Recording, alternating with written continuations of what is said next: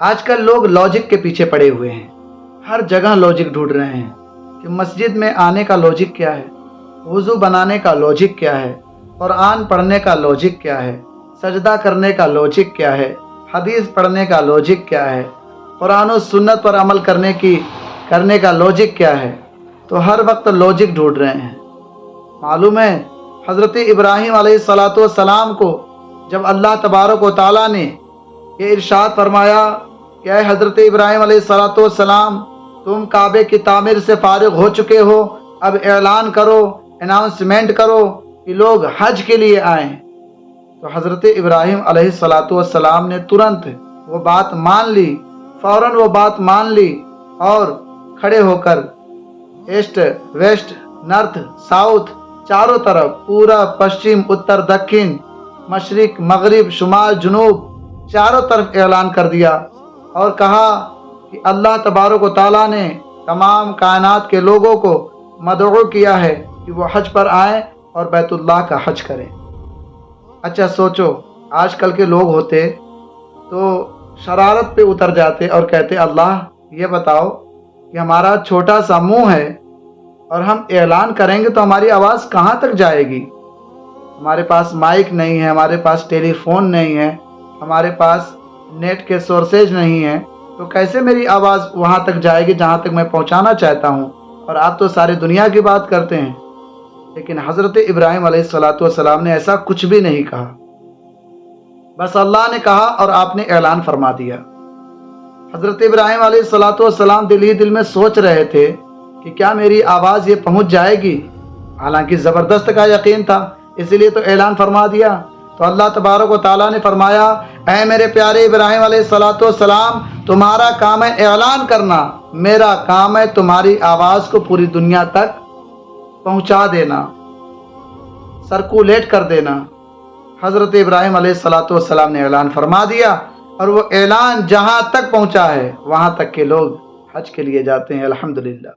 اور اس وقت جب آپ نے اعلان کیا تھا، روایتوں میں آتا ہے کہ جو ماں کے شکم میں تھے وہ بھی سن رہے تھے کہ حج کے لیے اعلان کیا جا رہا ہے۔ سوچو آج ہمارے پاس سورسز ہیں، موجود ہیں، مائک ہے، فلائٹ ہے، سارے سورسز موجود ہیں، ہم ایک دوسرے جگہ جا سکتے ہیں، آ سکتے ہیں۔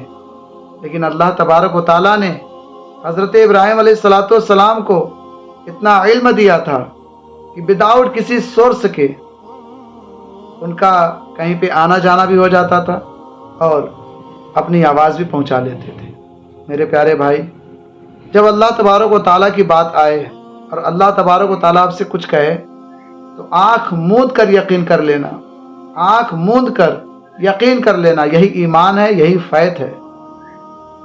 ہم سب کو چاہیے کہ رب کائنات کی باتوں پر عمل کریں۔ حضرت امام فخر الدین رازی رحمۃ اللہ تعالیٰ علیہ کے بارے میں روایتوں میں آتا ہے کہ آپ کا جب انتقال ہونے لگا تو حدیث پاک میں بھی ہے کہ شیطان آتا ہے پیشاب کا پیالہ لے کر اور آپ کو گمراہ کرنے کی کوشش کرتا ہے کہ کچھ آپ ایسا بول دیں کہ آپ دنیا سے جب جا ہی رہے ہیں تو کفر پر جائیں۔ تو آپ سے دلیلیں مانگنے لگا، کہنے لگا جب آپ دنیا میں تھے تو اللہ کی وحدانیت کا اقرار کر رہے تھے، لوگوں کو پیغام پہنچا رہے تھے، لوگوں کو میسج پہنچا رہے تھے کہ اللہ تبارک و تعالیٰ ایک ہے، تو اب مجھے دلیل دو کہ کیسے اللہ ایک ہے، کیوں اللہ ایک ہے، اللہ دو کیوں نہیں ہے، اللہ 72 کیوں نہیں ہے، اللہ 74 کیوں نہیں ہے، اللہ بہت سارا کیوں نہیں ہو سکتا، ہمیں دلیل دو۔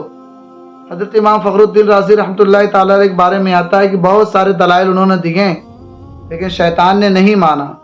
پھر آپ کے جو پیر محترم تھے وہاں سے روحانی فیض حاصل ہوا اور آپ نے کہا کہ کہہ دو کہ میں خدا کو بغیر دلیل کے ایک مانتا ہوں، مجھے کسی دلیل کی ضرورت نہیں ہے، کسی راہ کی ضرورت نہیں ہے، بس مجھے خدا سے یوں ہی چاہ ہے اور ہمیشہ رہے گا۔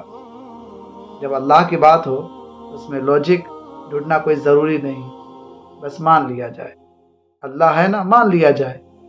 ارے لاجک دیکھنا ہے تو دیکھو نا یار، دنیا میں اتنی چیزیں بنی ہیں، کوئی بنانے والا ضرور موجود ہوگا، تو وہ ہے میرا رب، اسی کے ہیں ہم سب۔ اچھا جس کو کرنا نہیں ہوتا ہے نا وہ بہت حکمتیں ڈھونڈتا ہے۔ हिकमतें ढूंढता है कि इसमें क्या है उसमें क्या है। अरे भाई करो ना, पढ़ो ना, लिखो ना, अल्लाह ने जो कहा है वो तो करिए, अपने दामन को रहमत से भरिए। अल्लाह ने नमाज के बारे में कहा पढ़िए। अब कोई शख्स पूछे नमाज पढ़ने से क्या होगा, तो कैसे होगा, अल्लाह कैसे राजी होगा, ये वो दिस दैट फला ढिका, ऐसे लोगों से दूर ही रहिए भैया, वरना आपको भी मतलब उठा लेंगे, फिर वो इस तरह उठाएंगे कि फिर आप उठ नहीं पाएंगे। समझ में आ रही बात? तो इनसे सीखिए ज़रूर, इनको सिखाइए भी ज़रूर, और अगर ये सीखते नहीं हैं, आपको सिखाने की कोशिश में हैं, तो आप वहाँ से हट भी जाइए, वरना ये आपका जो हश्र नश्र कर डालेंगे। मेरे प्यारे भाई, अगर आप मेरे चैनल पे पहली मर्तबा तशरीफ़ लेकर आ रहे हैं, पहली मर्तबा विज़िट कर रहे हैं, तो गुजारिश है इस चैनल को सब्सक्राइब करें, बेल आइकन के बटन को प्रेस करें और इसे खूब शेयर करें।